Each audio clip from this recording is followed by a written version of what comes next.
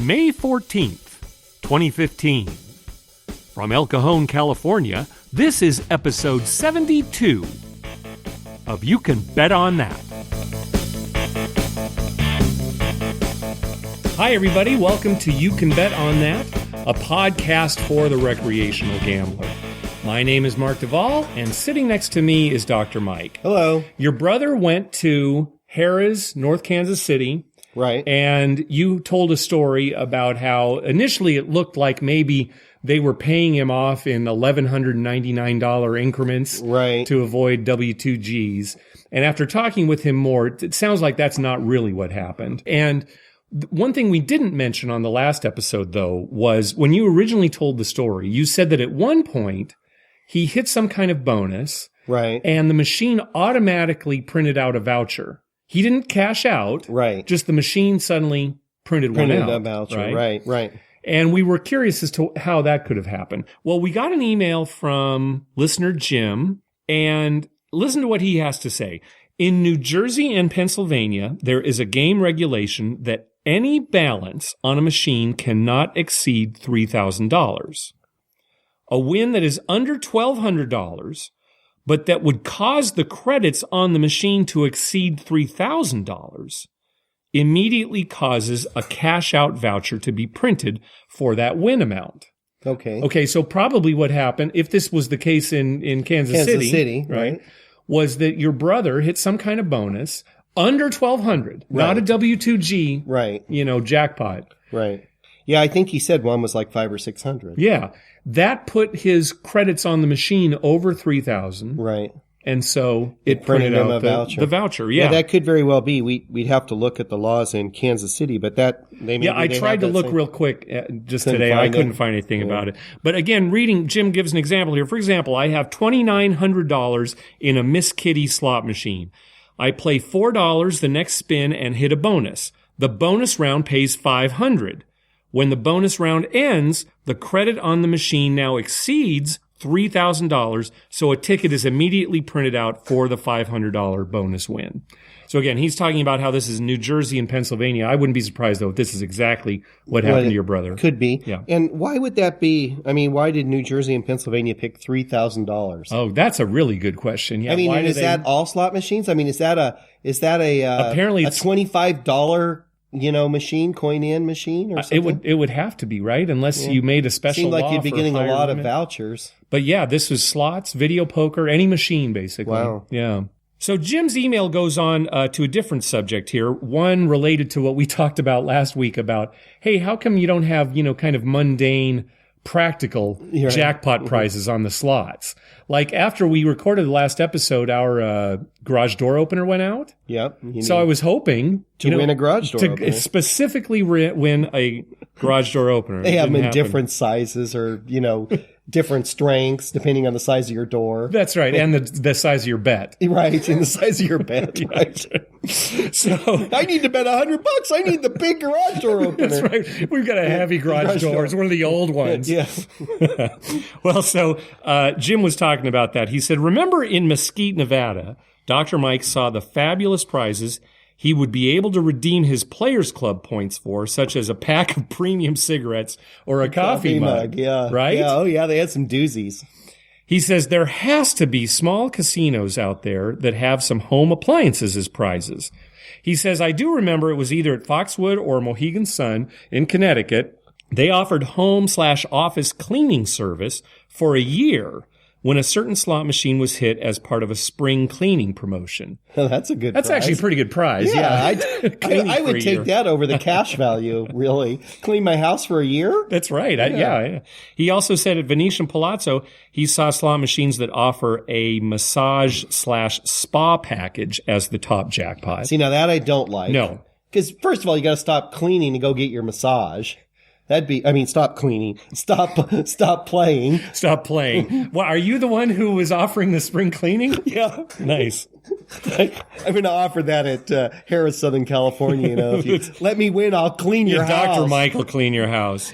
Yeah, I wouldn't want to stop playing to go get a massage or spa package. Hopefully there's like a cash prize. Usually there's a cash prize. Yeah, I wouldn't go for that either. That's not my kind of thing. And then Jim finishes, or casinos can take a hint from MGM, I think in reference to the lion's share machine. You hit the jackpot, you take the slot machine home. Now, see, I like that. He says there are so many old and outdated reels still out there and so many new themed machines making their way into casinos. That would be great. The only problem is that each individual state has pretty specific rules about what kind of slot machine you can own. Right. I didn't look it up today, but I think California, it has to be a certain age. It's got to be like 20 or 30 years old. Machine. Yeah, it has to be an older machine. Yeah. So, well, it'd still be great to bring a slot machine home. Oh, yeah. You know? Oh, yeah. Yeah. Rig it up so your friends can come over and gamble at your house. That's what I'll do. I'll hook one up and then I'll say, yeah, we're playing poker at 6 when I really plan on playing at 7. Right. And then, oh, sorry guys, I got to do something upstairs. I'll be down in about an hour.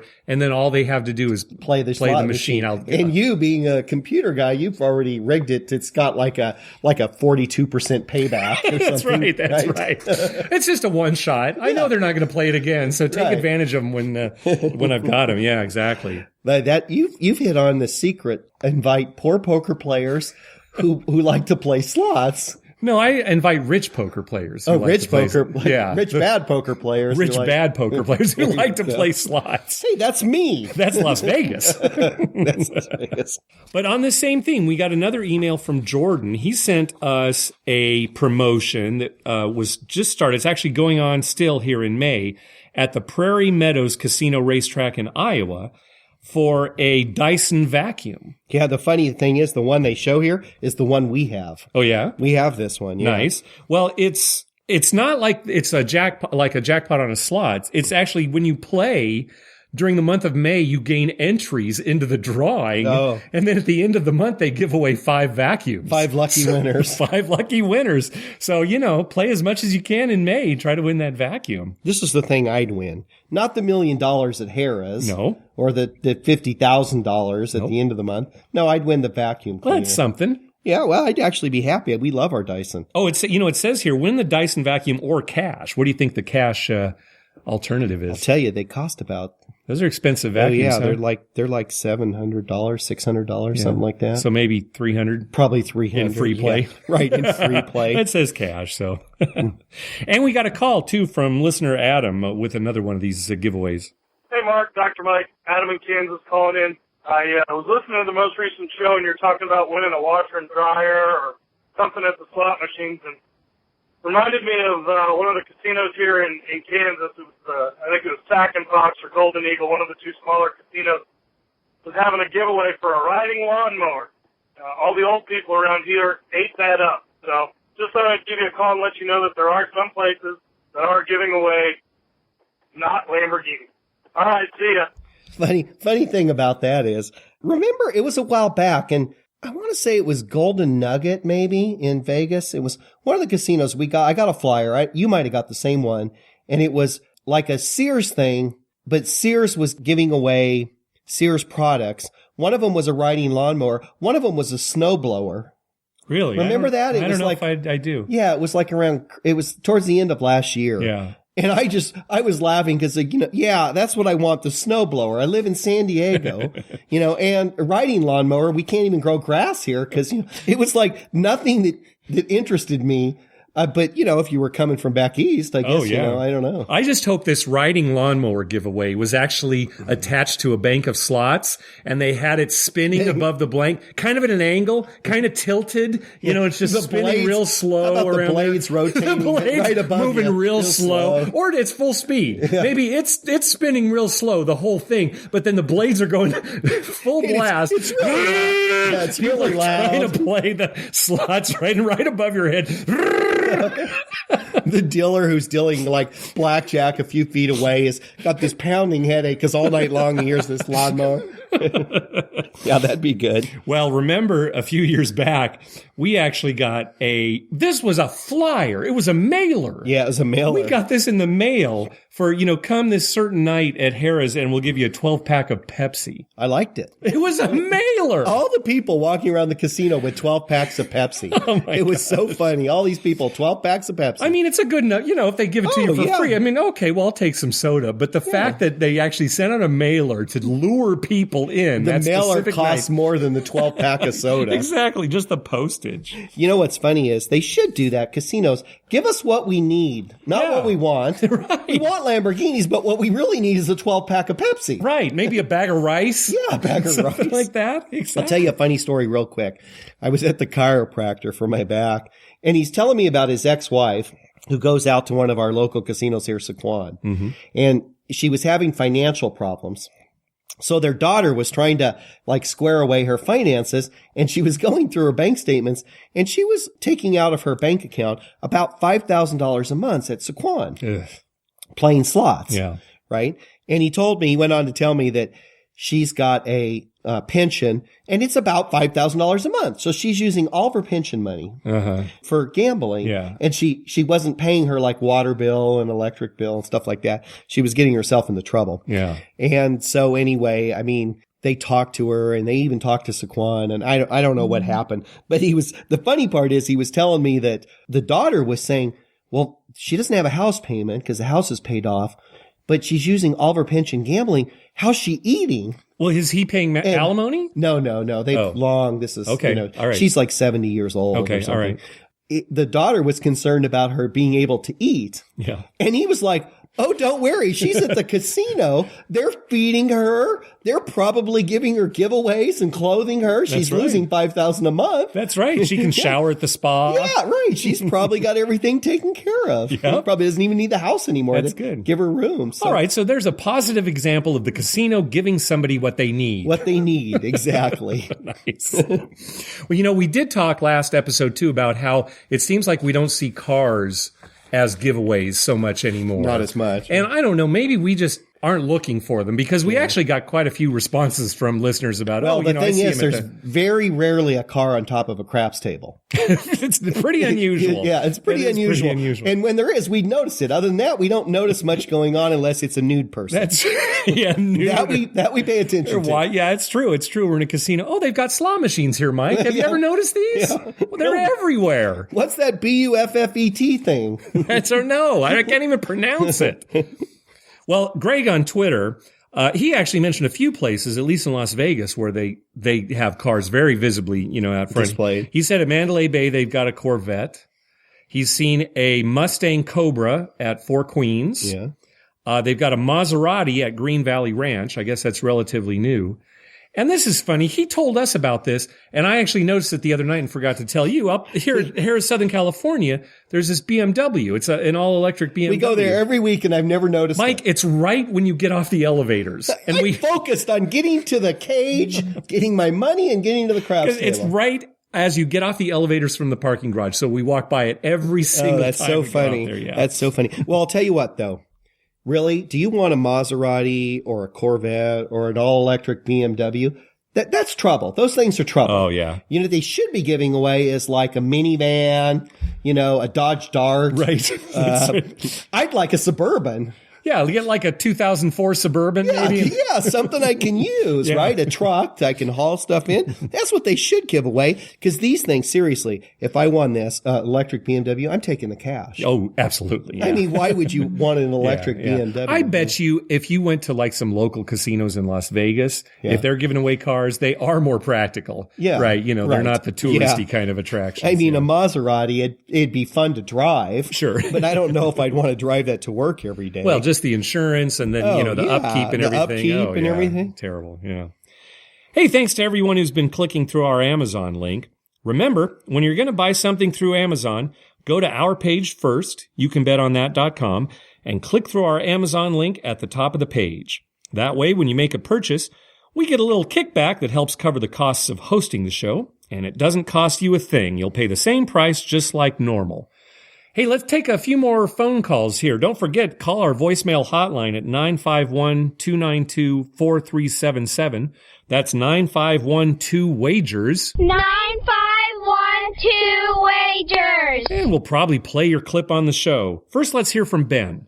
Hey guys, this is Ben from Minneapolis. I just wanted to say I'm a new listener now that you've joined up with the Vegas Internet Mafia. Very excited to listened to your show and love the work that I've heard so far. Went back and listened to your show from last NIM where you hit the fire bet.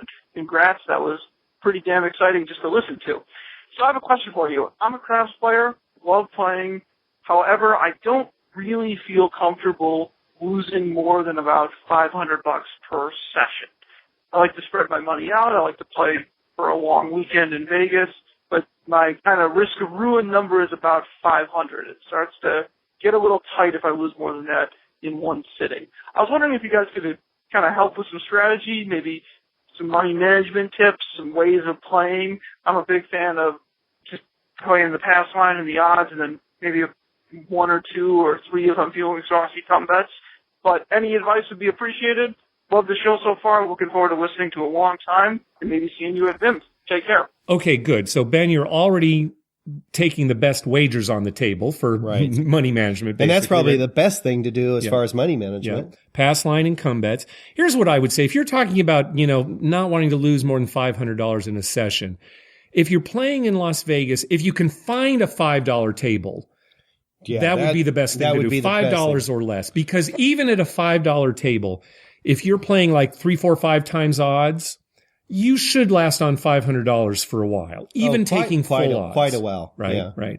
But as soon as you jump up to $10, even with 3, 4, 5 odds, I'm not talking about like 10 times odds or places like that. But if you're doing $10 and you're taking full odds, say 1 pass line and 2 come bets, you can go through 500 quickly. I mean, you can have 500 on the table, right? Yeah. Well, I don't know about that. Well, if you're pretty only darn close. But yeah, think about it. If you had 10 and 50, yeah, right, and you got another 10 and 50, there's $120, right? Right. And if you get 2 more numbers of say 10 and 40, that's 5,800. You got what, 3 something, right? Yeah. Well, if you're taking that many, I would say, but if you took 4 numbers, right? Say you just just take 3 numbers. You might only have say 160 out there per shooter, but think about it: 3 bad shooters and you're done. Right, 3 immediate outs, right? Well, not immediate outs. You get up to the numbers. So 3 numbers and out. So I would say that if you don't have the option of less than $10,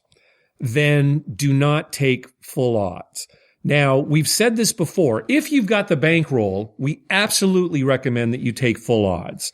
But when the table stakes are a certain level, when they're too high, a lot of times people's bankrolls can't handle taking full odds every time. Yeah.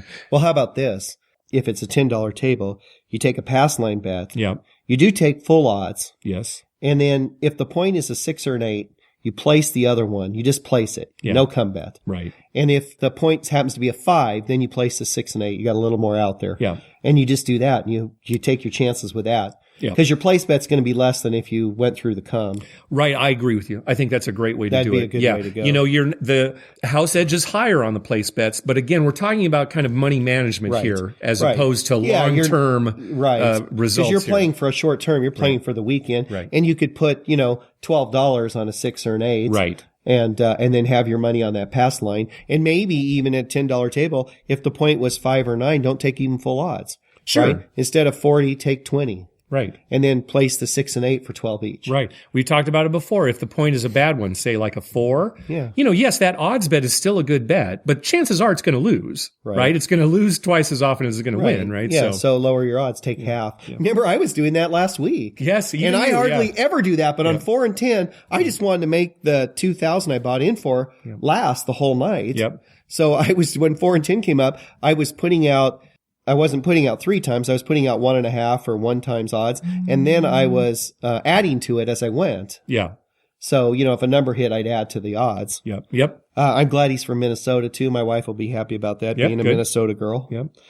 Now that's per session. If you are talking about, it sounded like Ben was interested in $500 per session, but let's say you've got $500 for like a whole weekend. Yeah. Then you really need to find those low limit tables, $5, the absolute maximum.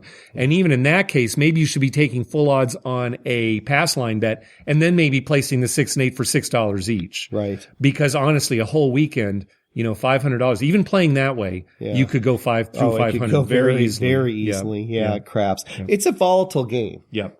Oh, yeah. I mean, that's the thing. It's not like, well, say blackjack or even slots that are, I think, less volatile. Well, you have multiple bets out there at once, right? And that's the thing is that in blackjack, it's pretty much just one bet. Just yeah, you can bet. raise your bet and lower it, that kind of thing. But, the scary thing in craps when things are going bad is you usually kind of load up on the table, either right away or through cum bets or whatever. And that 1-7 can just wipe you out. There's nothing really comparable on any It's my other dad's casino favorite game. saying, right? How come the 7 always comes when we've got everything loaded up? Yeah. Well, yeah, it's part of the game. Good question. Yeah. One other thing I think it would be important to mention if you're talking about money management, don't be afraid to leave and walk away. Yeah, that's true. When things aren't going so good. And, we tend to overstay our welcome quite a bit. Yeah. But if it is going bad, just walk away. Well, even if it's going well, maybe, stay if it's kind of just hovering. But, if you make a big score. Oh, yeah, definitely. Away, I think that's even more important. If you make a big score, walk away, take a break, do something else, go to another place. Yep. You're probably going to be better off than hanging around. We tend to do that at Harrah's Rincon because there's nowhere else to go. Right. We hang around there because there's really nowhere else to go. Right. Boy, the last 3 weekends, I think we've been ahead at one point. Yeah. A substantial amount and then stayed around until we either go home losing or go home just barely up. Right. If we were in Vegas, we would probably say, okay, good, let's stop. Let's go somewhere else. Right. And it's like a reset in our minds too. And so maybe we're not as aggressive. And you put a lot of your cash away and you buy in for less. Yep. And then if it goes poorly, you still have some that you kept in your pocket. Yeah. Yep. And that's our problem when you're limited. But if you're in Vegas, I would say one of the most important things in money management is walking away. Yeah. All right, let's hear from Taylor. Hey, Martin, Dr. Mike. This is Taylor from New Mexico. My girlfriend and I are sitting in Red Rock Casino Cafe, and there's a Keno going on here.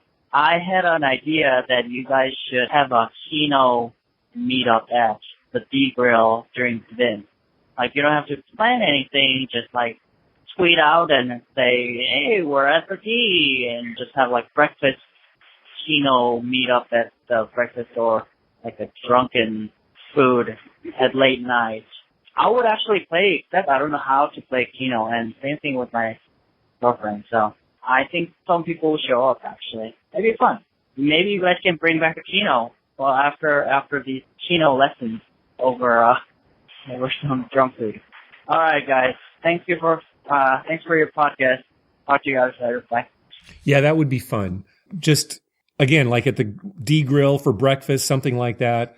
And just, hey, we're gonna be playing Keno. Who wants to play? Who wants to learn? Yeah, learn Keno. Well, I mean, not learn like strategies, but like weigh tickets. Yeah, and doing that kind of different thing, kinds of different funny ways things. that you can bet that way. Yeah. Yeah, I like Keno. I really do like Keno. I'm laughing to myself because remember I told that story. I think I told on one of the podcasts years ago when we went to all my family went up to Lake Tahoe.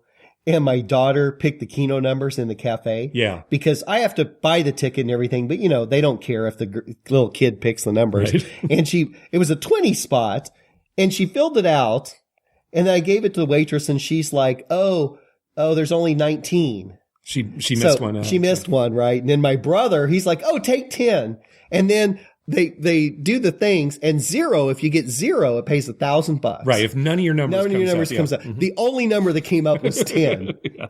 And she was and we're like, oh my God, if he had picked any other number, that didn't come up, you would have won. Cause she picked 19 that didn't come up. Yeah. He picked the one that came up. And she still to this day tells my brother he owes her $1,000. Yeah. I stand by that. Yeah. I support her in that. Yeah. I'd love to do that when we get to VIMFP. And in fact, too, we were also thinking about maybe having like a Craps 101 meetup. Yeah. To teach people the game, because I know there are plenty of I was looking at the 500 Facebook page and Taylor had actually posted the question, what have you always wanted to do in Vegas but never have? And a lot of people said craps because they're just, they don't know how to play, right? And it can be intimidating. Yeah. We should just, get a table. Taylor was suggesting we do it at the Downtown Grand when they have the $3 minimums. But I don't think that's going to be going on when we're there over the weekend. Well, and it might be crowded. That's the thing, it's crowded. What you'd really want to do, ideally, it'd be have it real late night or early morning. I'm thinking in the morning at Golden Nugget, because when you and I were there, they had like 4 or 5 tables open and some were empty, right? Yeah, that was like 8 a.m. or something, and there were like several empty tables. Have people there, and, we'll give them a real lesson as opposed to the lessons that they actually provide at the casino. The casino, when they teach the game, they're more interested in getting your money than telling you exactly, Yeah, I could see at the Nugget, the first thing they tell you, this is the, future bet up here. Yeah, this is the all small, all tall, and all or nothing at all. This is a very easy wager to make, so make sure you bet that every time, yeah. Taylor called back with another quick call. Hey guys, it's Taylor from New Mexico. I bet a quinella on 8 and 18. It came in first and third, so I didn't get anything. But it was awesome. Really fun though. Thank you for letting me know about the bet, guys. Talk to you guys later. Bye. Okay, yeah, that was for the Kentucky Derby. Taylor had posted on Facebook, he actually asked us if there's a wager that you can make where if your horses come in the money, regardless of the order, you win. Uh-huh. And so I told him about the quinella. That's basically a bet where you pick 2 horses, and if they come in first or second place in either order, you win. It's like 2 exactas. It's kind of like betting 2 exactas, except the quinella pool, the wagering pool, is completely separate from the exacta pool, right? So, but he bet on the Kentucky Derby and didn't win. Yeah, I made some wagers for me and my family. None of us won. Yeah, well, when the favorite wins. That's the thing, is that, I didn't want to bet on the favorite. I had listened to Dr. Kev's analysis of the Kentucky Derby, and he didn't feel that it was a good wager, right? Even though he had a very good chance of winning, the odds that he went out, the American Pharaoh, the odds he went off at, I think it was about 5-2, just didn't justify making a wager. Yeah. I wonder, so who, as far as handicapping, I didn't hear his whole thing. Who did he pick to win? He actually made some win bets on several horses that he chose, but he also backed himself up with an exacta that included American Pharaoh and the number 10 horse, who did come in second. Okay. So he did win won one exacta, so that his overall he won a little bit. Oh, yeah. Good, very good. Yep. All right, one final call from Dan. Hey guys, my name is Dan. I live in Delaware right now. I've been listening to this podcast for over a year. And I was listening to last week's episode when the guy was talking about Parma, and it just made me think of a story I had. Me and another friend would go to the casino once a month for a weekend, and we strictly play poker. We don't play table games. But I was 27 years old at the time. I didn't have much money, and I probably went with $500, and I bought into a 1-2 poker game. And apparently when I took the money out of my front pocket, my whole lot of money fell out. So I dropped all my money on the floors. I dropped $400 on the floor, had $100 on the poker table. I ended up losing the $100 on the poker table, and after I got up, I was going to buy back in, and I realized my money was missing. And this was the first night of the 3-day weekend, and I almost just broke down and cried. I was like, man, I'm stuck in there. I'll be sitting in the room for the next 2 days doing nothing. And, I almost didn't even ask. I was like, there's no way someone turned the money in. If I found $400, there's no way someone turned it in. So, F it. And so, just coincidentally, I was like, let me just ask. So I asked the poker room manager if anyone had turned in $400 cash. And she was like, you know what? I did. I found it. I brought it to the security room. You have to go there. They'll check the cameras, make sure it's yours, blah, blah, blah. And they did. I went to the security office. They gave me the money. It was in an envelope. And obviously I tipped the floor boss. I tipped the security guard. And the next month when we went up there, I was walking and I found $1,300, $1,000 chip and 3 $100 chips just sitting on the floor. And it was next to a electrical wheelchair kind of thing, like a little scooter thing. And I thought it was the person whose scooter it was. I thought his money was. It was just the way it was sitting right next to it. And so I called over the floor boss and I said, look, I found this on the floor. This is where it was. And it turned out that it was the older gentleman whose scooter was his money. So we went around, came around. Someone turned in my money. The next month I found money on the ground and turned it in to them. And everybody feels good about themselves. I just thought it'd be cool to tell you that story. I thought it'd be cool if I ended up on the podcast. I hope I don't sound dumb. You guys have a great podcast, man. I wait for every other Thursday. I check it, listen to your guys when I'm driving, and good luck at the tables. Good luck for me. Take it easy, guys. Thanks, Dan. What a great story. Oh, that's a great story. Yeah. Yeah, it actually makes me feel good that there's some good people left in the world. We've got good listeners. Yeah, well, first of all, the casino boss finding that and sending him to get it. Yeah. And then him giving the guy the $1,300 chips. I have to admit, there are not too many people that would do that. No, and especially, the fact that it's an older gentleman in a scooter who that might, mean a lot to him, $1,300. Sure, right. That might be all of his money. Maybe it was your dad. Yeah, really. It could have been. Maybe it was your dad that actually dropped it. You know what's funny is I'm always lecturing my dad about, he'll just be putting chips in his pocket and stuff. Yeah. And I'm like, Dad, you can just bend over and lose that. He wouldn't know. Yeah. But yeah, that's a great story. Yeah. Well, that kind of karma is going to pay off. Yep. Down the road, guaranteed that Dan will hit a big jackpot. Yep. I guarantee it. Guaranteed. Great. Hey, don't forget to send us questions that you'd like to ask our dealers for our Ask a Dealer segment. We'd like to do that again real soon. Seems to have been a popular segment. If you've got any questions that you'd like a dealer to answer, maybe a question that a dealer wouldn't answer in a casino environment for fear of repercussions, right? Yeah, there may be his That's or her why boss is I want a listening. juicy question. I mean, some real dirt, something that, oh my God, I can't really say this in the casino. But since nobody knows who I am, I'm going to tell this story. Yeah. That's what I want to hear. Email us, call our voicemail hotline, whatever you want to do with your Ask a Dealer questions. So we're going to talk about Baccarat tonight. We've mentioned it in the past, just in passing, but we've never really talked about the game and the mechanics of it. And well, we're not Baccarat players. No, we don't play it. We have played it. We have played it, but we don't play it very regularly. I think just because it's not as fast as craps, we're just, craps junkies, what it comes down to. Yeah. But there are some definite reasons for playing Baccarat. One is that the house edge is low. Right. In fact, either of the wagers that you can make, it's a lower house edge than the pass line or even the don't pass on the craps table. Well, that's why the high rollers play. Sure, yeah, that's a good reason why. So let's talk about it. First, there are several different variations of Baccarat, but the version we're going to be talking about is Punto Banco, which is basically the game they play all over the United States and most other countries too. Yeah, what does Punto Banco mean? So Punto means player, and Banco means bank. So player bank. Mm-hmm. This is a card game that is usually dealt from a shoe anywhere from 4 to 8 decks. And there are only 2 hands dealt in Baccarat, the player and the banker. The names are a little confusing because when you play Baccarat, you can bet on player or banker. It's not like the player hand belongs to all the players, right? And the banker hand belongs to the house. No. It's not that way, right? It's like you're picking red or black. It's kind of like that, yeah. And it's not like each player at the table gets his or her own hand either. Yeah, right. There's one hand. There's just a player hand and a banker hand, right? In Baccarat. Yeah, they could just call it red or black, and either you're going to play the red or the black. Yep, exactly, right. Now, the way that you determine the value of a hand, you add up all the cards in the hand. Now, deuce through 9 are worth face value in points. So 5's worth 5 points, 7's worth 7 points, etc. 10s and all face cards, jacks, queens, and kings, have a value of 0 points. And aces are worth 1 point. Okay?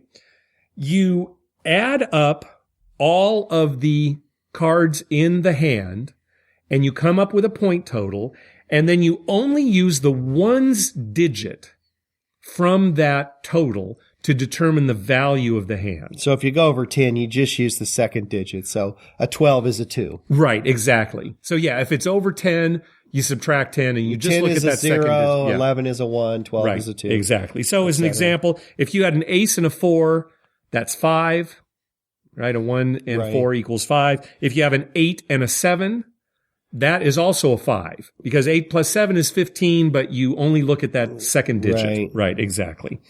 So based on this, the highest possible value in Baccarat for a hand is 9 and the lowest is 0. You could have a hand of 0. So before the cards are dealt, each player bets on either player or banker. You bet on which hand is going to have the higher value, right? Mm-hmm. You'll win even money if the hand you bet on wins. But if you win when playing the banker hand, you have to pay 5% commission. And the reason is because just when you go through the mechanics of the game, the banker actually has an edge. So they charge you a 5% commission if you bet on banker. Okay, so here's how the game works. You make the bet either on player or banker. Then 2 cards are dealt face up to each hand. So to start, the player hand and the banker hand each have 2 cards. if either the player or banker has a value of 8 or 9, which are known as naturals, 8 and 9 are known as naturals, the coup is over. That's another name for the hand of Baccarat, a coup. C-O-U-P, like a coup d'etat. Okay, very good. So losing bets are collected and winning bets are paid. So if one has an 8, one has a 9, then the 9 wins? Good question. Yeah, they're both called naturals, but the 9 wins. Yeah, whoever has the higher value, that's the winning hand. Exactly. Right. Yep. Okay, that's the simple situation. 9 or 8 was dealt right away. Hand what over, if What if it's a tie? What if they both have 8? So if it's a tie, it's a tie. That's a push. And we start over. We start over. You don't lose or win your hand. So 2 8s or 2 9s, a tie. Yeah, any time there's a tie between the banker and the player, your bet is a push. Okay. There is a separate side bet on the table where you can bet on a tie. All right. That pays 8 to 1. Okay. That's a separate bet. You don't have to make it. And that tie doesn't have to be 8 and 9. Doesn't have to be any 2 5s or 2 any 4s, time, whatever. Right. Okay. So now, if the 2 cards come out for each hand, if neither the banker nor the player has an 8 or a 9, then each hand draws or doesn't draw a third card based on a set of rules that are hard and fast, written in stone, called the tableau. Okay. And there's only one draw, either 0 or 1 draw. It's not like you can keep hitting like in blackjack. Right. Okay. So the player goes first. If the player has an initial total of anywhere from 0 to 5, he draws a third card. Okay. If he has an initial total of 6 or 7, he stands. And when I say he, again, this is just the rule. The dealer at the table is going to be taking the draw, right? No matter what. Right. You're basically the actual player. Me, I'm doing nothing. You're doing nothing. You're just watching what happens, okay. Right? Okay. So that's it. 0 through 5, they take a card. 6 or 7, they stand. And of course, if there's already been an 8 or a 9, we wouldn't even have gotten to this point. Right. Okay. Then it's the banker's turn. Now, whether or not the banker takes a third card is just too complicated to talk about on a podcast. I'd just be sitting here reading off rules, and it's not good for radio. There are a bunch of rules. I will post a link to the rules for when the banker takes a third card, because it's based on what the banker's current total is, and it's based on what the player has. On what the player's third card was. Oh, okay. Okay? So it's not like their total. No, it's not their total. It's based on the card that they got as their third card. Yes. So they could have a 0 and then say they draw a 6. They've got 6 total. The bank had like a 4. There's some formula whether they they would have to take another card. Right. Well, but I mean, here's a better example. Let's say that the player had 4 total for his first 2 cards and drew a 6. Yeah. Okay, so now he has a total of 0. Right. Okay. The banker, depending on what the banker's hand is, he might have to take a card. Even though he's guaranteed to win if he were to just stay. Right. Okay. But it's based on the player's third card, right? Okay. So, and that's what kind of makes the game a little complicated. But if you go to a table, especially one of these mini Baccarat tables, they should have the rule, the tableau out there, all the rules for all the hits and everything. Right. And if they don't have it on the felt, they should have at least a card that you can look at. But again, you don't have to make any of these decisions. These are just all automatic. Yeah. Right? You just have to make sure the dealer made the right. That's true. Once you know the game, check on them, make sure that they're doing it right. Yeah. And then again, at the end of the hand, you just add up everything. Whichever hand has the higher value is the winning hand. So if you bet on player and player wins, you win. Okay. Right? Yeah, pretty simple. I mean, as far as us playing the game. Yes. We put our money down on player or bank and wait to see who wins. Exactly. Right. Now, we were talking about house edges on this. If you bet on player, the house edge is 1.24%. That's based on an 8-deck shoe. Okay. Is that typical? There would be 8-deck shoe? I think so. I think that is pretty typical, yeah. The banker house edge is only 1.06%. That's even after the 5% commission. Okay. Right? So, take a look at this. Both of those are lower house edges than the pass line at the craps table. Right. It's actually better if, let's say you play blackjack, but you don't really know basic strategy. Right. Maybe you know it a little bit, or, you kind of go on feel. You're better off, just as far as the house edge going, just playing Baccarat. Right. Might not be as fun for you. And then the tie bet, like a lot of side bets, is terrible. That's a 14% house edge. Sure. Well, that's where they make their money. Yeah. I heard that in the United Kingdom, I think some tables, it's 9-1. Okay. And then it drops down to like 4%, something like that. So you can see how wow. bad 8-1 is, but that's it. The other thing is, Baccarat kind of has a reputation of being a high roller game. You see it a lot in the high limit room. The high limit rooms. But it's kind of made its way into other parts of the casino in these mini Baccarat tables. They have mini and midi Baccarat. They're both smaller tables. Right. Usually right. just one dealer, whereas some of the big Baccarat tables in the high limit rooms have two. That there's a dealer with the chips and then another guy Right. handling the cards and that kind of thing. I got two questions then Yeah. about Baccarat. All right. Number one, so is this Nines Up a derivative of Baccarat? Yeah, sure. I would say, yeah, 'Cause Nines Up, yeah. It's a similar game. Yeah. Did we talk about Nines Up years ago? It was a game that was offered at Harrah's Las Vegas for a very short period of time. Yeah, I don't know if we did. We should talk about that one day. I think we may have. It's a fun game to play at home. We won't talk about it now. I think we talked about it before, but Okay. definitely. It's a fun game to play at your house. Yeah. And then my other question is, what's the deal with people who track the bank player wins? Well, it's kind of like tracking on a roulette table. It doesn't give you a lot of information. If you're just looking at who won, banker or player, it really doesn't give you a lot of information. And apparently you can't really card count like you can in blackjack to get any kind of advantage. It's just not the same. Right. So you might be able to card count against some of the exotic side bets that they have, because some tables, especially these mini Baccarat tables, they have, side bets for other things, For other things, right. Well, yeah, because you see people, the casino actually has pre-printed out cards that people will take and they'll check off, player one, bank, player. Yeah. I don't get it. No, it's as worthless as keeping track of, red and black on a roulette table. Yeah. I just don't, but you see people doing that all the time. Yeah, I know, but you see a lot of people doing stuff like that in the casino. This is nothing new. They should give it to us at craps. 4 again. Can you believe that? 4 came up again. That's right. I'm on the don't. Yeah. 10 was rolled. No action on that 10. Too many 10s. That's just smart crazy. gambling. Yeah. So anyway, you do have to pay a 5% commission on these tables. They have spots, a little section of the table close to the dealer, the boxes representing each of the players at the table. And when a player bets on the banker's hand, the dealer will actually keep track of how much that player owes in commission. They don't have to pay it right away, but they do keep track in this little square. And then once the shoe is done, or once a player leaves the table, then they settle up on the commission. Or the player can do it anytime they want, too. If they just want, hey, I want to get my commission paid Could right now. I just do it like in 2060? February 7th, 2060? That's what I'd like to pay off. No, again, if you leave the table or at the end of a shoe. So if you think you're going to be at the table on the same shoe for another 45 years, go for it. Try it. Yeah. I'd like that. Well, they probably do that to keep the game moving, right? Can you imagine? Sure, yeah, that helps. Paying definitely. collections right, all the exactly. time? Oh, my gosh. Yeah. All right.